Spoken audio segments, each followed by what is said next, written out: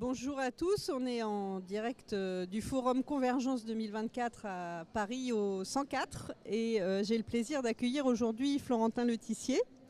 Alors Florentin Letissier, donc vous êtes adjoint à la maire de Paris en charge de l'économie sociale et solidaire, de l'économie circulaire et de la stratégie zéro déchet. La ville de Paris, c'est une collectivité qui est très engagée sur sa politique de soutien à l'économie sociale et solidaire et à l'économie circulaire. Pourquoi ce choix? Pourquoi c'est important pour vous de soutenir ces acteurs? Parce qu'on estime que les villes, elles ont un rôle majeur à jouer dans la transition écologique et aussi dans le fait de construire une société beaucoup plus juste socialement.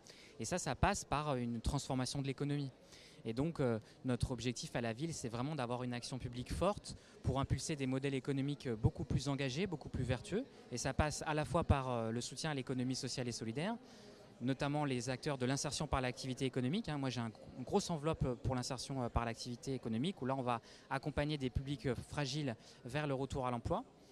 Et puis, évidemment, aussi le soutien à l'économie circulaire. Et là, ce sont aussi des acteurs de proximité, les ressourceries, les recycleries, les boutiques solidaires, qui sont en fait des lieux que les Parisiennes et les Parisiens fréquentent de plus en plus pour consommer autrement.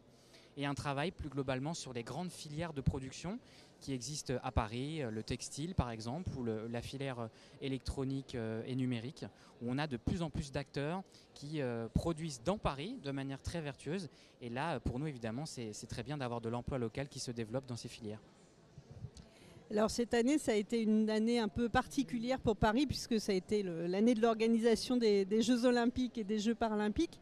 Et précisément pour cet événement-là, la ville de Paris et l'organisation des JO a décidé de s'appuyer sur les acteurs de l'économie sociale et solidaire. En quoi ça a consisté ? Oui, tout à fait. Dès le départ de la candidature de Paris pour l'organisation des Jeux, il y avait cette idée de vouloir faire des Jeux engagés. Et donc sur le volet économique, évidemment, c'était logique d'impliquer au maximum les acteurs de l'économie sociale et solidaire. C'est la raison pour laquelle nous, la ville de Paris, on a financé un programme qui s'appelle ESS 2024, porté par les canaux, qui visait à faire connaître aux acteurs de l'ESS les opportunités en termes de marché public d'organisation des Jeux. Et puis les grands organisateurs, les grands donneurs d'ordre de ces Jeux, à l'inverse aussi de leur faire connaître les acteurs de l'ESS. Et à la fin, le bilan il est très positif, puisque aujourd'hui les chiffres qu'on a, je peux vous les donner, c'est plus de 500 structures de l'économie sociale et solidaire au global qui ont remporté au moins un marché pour l'organisation des Jeux olympiques ou paralympiques de 2024. Sur ces plus de 500, c'est 130, 140 structures parisiennes, donc de l'ESS parisienne qui ont remporté au moins un marché, dont 30 structures de l'insertion par l'activité économique dont je vous parlais tout à l'heure.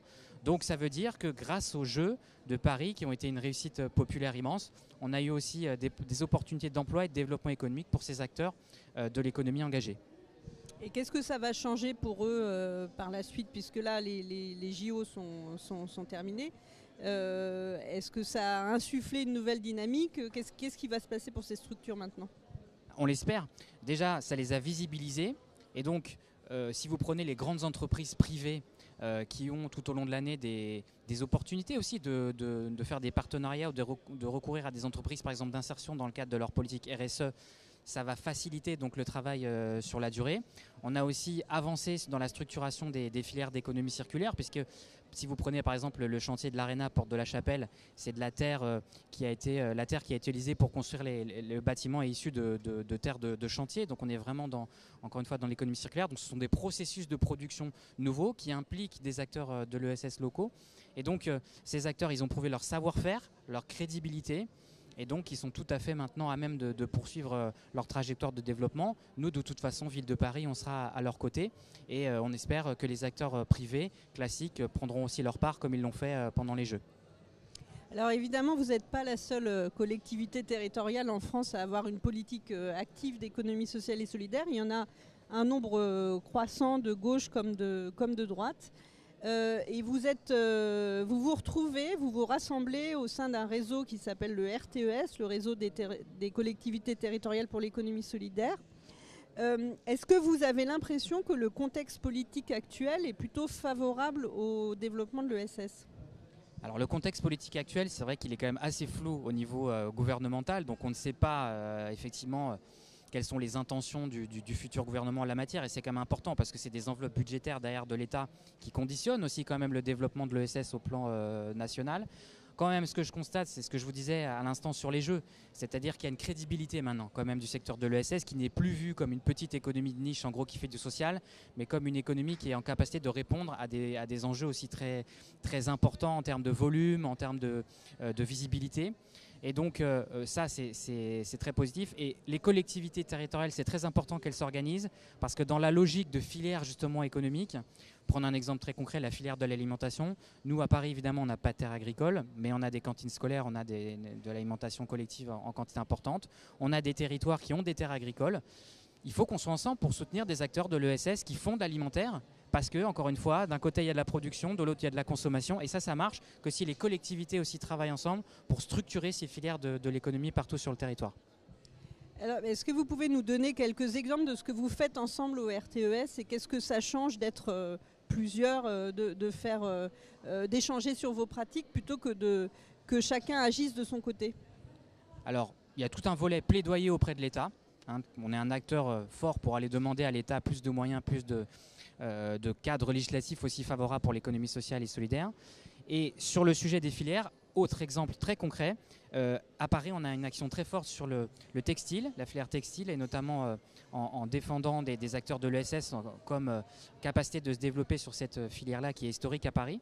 Et ce qu'on a fait, par exemple, quand on a ouvert une grande manufacture de production de textile dans le 13e arrondissement, portée par des acteurs de l'ESS et de l'insertion, ça a pu être possible parce que grâce au RTES, notamment, j'ai pu aller à Roubaix, rencontrer des acteurs du textile ESS engagés, que ça a nourri une réflexion qui a permis justement l'installation de cette manufacture textile à Paris. Donc on s'inspire, on partage les expériences, on s'aide mutuellement à lever des difficultés et on est plus fort ensemble pour aller chercher aussi des financements à l'État et aussi au niveau européen et puis au niveau des grandes agences nationales comme l'ADEME. Et alors, dernière question, est-ce que pour vous, l'ESS a vocation à rester une économie minoritaire ou au contraire à prendre de plus en plus d'ampleur et peut-être à inspirer les autres acteurs de l'économie? Elle a vocation à grandir. Aujourd'hui, elle représente entre 10 et 15% de l'emploi. L'objectif, c'est qu'elle grandisse. Après, l'objectif, c'est pas qu'elle soit hégémonique. De toute façon, elle n'a pas les capacités.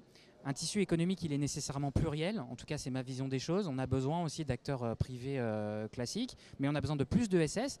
L'ESS est un aiguillon aussi qui montre la voie aux acteurs privés classiques sur un certain nombre de sujets par son haut degré d'engagement. Et donc, effectivement, l'ESS est une sorte de modèle à suivre.